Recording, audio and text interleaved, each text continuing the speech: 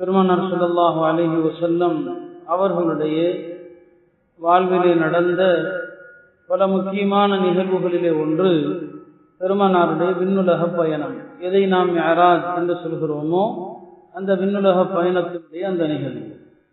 மிஅராஜை குறித்து பல சந்தர்ப்பங்களிலே பல வருடங்களில் தொடர்ந்து உங்களுக்கு நான் விரிவாக சொல்லியிருக்கிறேன். ஒவ்வொரு ஆண்டுமே மிஅராஜ் குறித்து எல்லா தகவல்களையும் விடுபடாத அளவிற்கு விரிவாகவே சொல்லியிருக்கிறேன். ஆனாலும் கூட ஆண்டுதோறும் ஒவ்வொரு வருடமும் அதை திருப்பி திருப்பி சொல்வதனுடைய நோக்கம் என்ன என்று சொன்னால், 3 காரணங்களுக்காக இந்த மிஅராஜுடைய இந்த தினத்தை ஒட்டி இந்த வரலாறு மீண்டும் நமக்கு நினைவுபடுத்தப்படுகிறது. 3 காரணங்களுக்காக. முதல் காரணம் என்ன? ஒன்று, இது பெருமானாருடைய வாழ்க்கையிலே நடந்த ஒரு வரலாறு.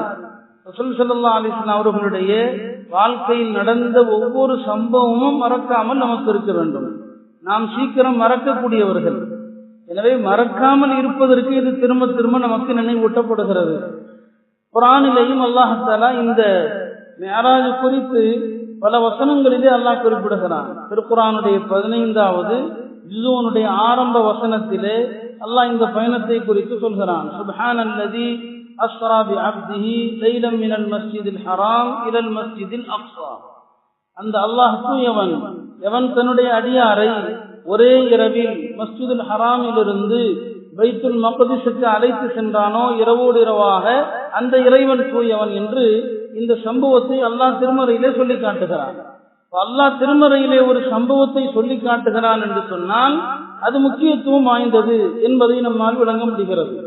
மேலும் இன்னொரு ஆயத்திலே அல்லாஹ் தஆலா இந்த மிஅராஜ் பயணத்தை குறித்து அல்லாஹ் சொல்லும்போது சொல்வான், வமா ஜஅல்னா ருயல்லதி அரைனாக இல்லா ஃபித்னத்தல் லின்னாஸ்.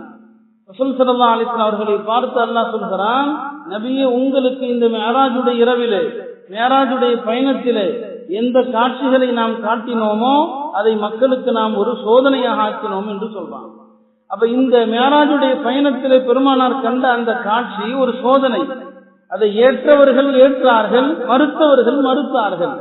அல்லாஹ் திருமறையிலே இதையும் சொல்லி காட்டுகிறான். அதே போல திருக்குர்ஆனிலே இந்த மிஅராஜ் பயணம் குறித்து சூரா நஜ்மிலேயும் அல்லாஹ் சொல்லி காட்டுகிறான். பெருமானார் ஸல்லல்லாஹு அலைஹி வஸல்லம் அவர்கள் விண்ணுலக பயணம் சென்ற அந்த நேரத்திலே நடந்ததை நஜ்ம் என்ற அந்த சூறாவிலும் அல்லாஹ் திருக்குர்ஆனிலே சொல்லி காட்டுகிறான். சிதரத்துல் முன்தஹாவை பற்றி வருகிறது. லகத் ரஆ மின் ஆயாத்தி ரப்பிஹில் குப்ரா.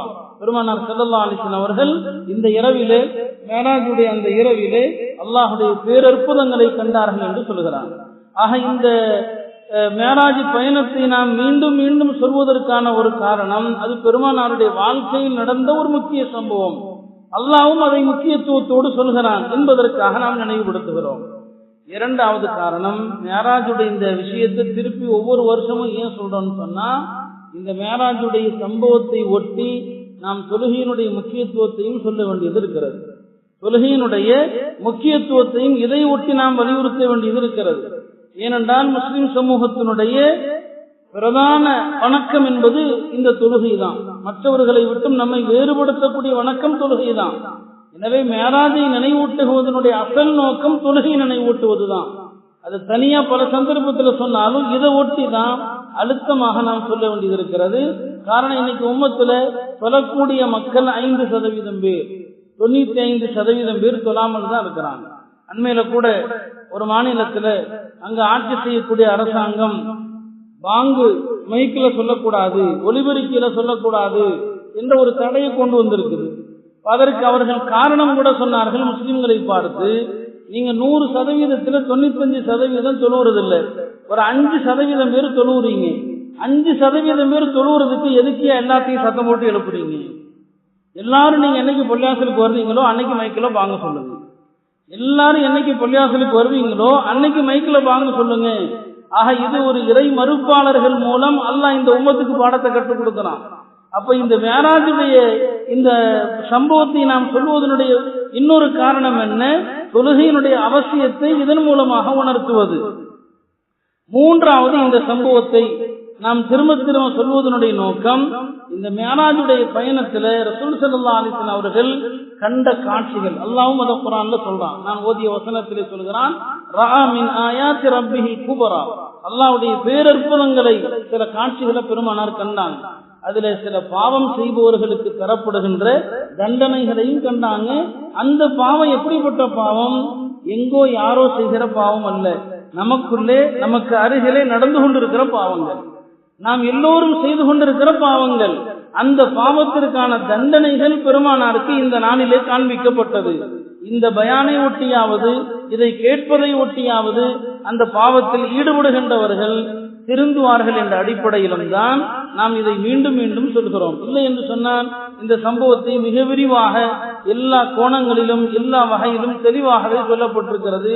கொஞ்சம் சில விஷயங்களை வித்தியாசப்படுத்தி சில கருத்துக்களை கொஞ்சம் வெவ்வேறு கோணங்கள்ல சொல்ல போறோம், அவ்வளவுதான். மற்றபடி அசல் சம்பவம் எப்போதும் நாம் கேட்கின்ற அதே சம்பவம் தான். கண்ணியத்திற்குரிய அல்லாஹ்வின் நல்லடியார்களே, இந்த மிஅராஜுடைய இந்த விண்ணுலக பயணம் பெருமானார் ஸல்லல்லாஹு அலைஹி வஸல்லம் அவர்களுக்கு மட்டும் தரப்பட்ட ஒரு தனி சிறப்பு என்பதை நாம் அறிவோம். அல்லாஹ் பெருமானாருக்கு இந்த ஒரு தனி சிறப்பை அளித்தான். அவர்களை விண்ணுலகத்திற்கு அழைத்து சென்று அவர்களை கண்ணியப்படுத்தினார். என்ன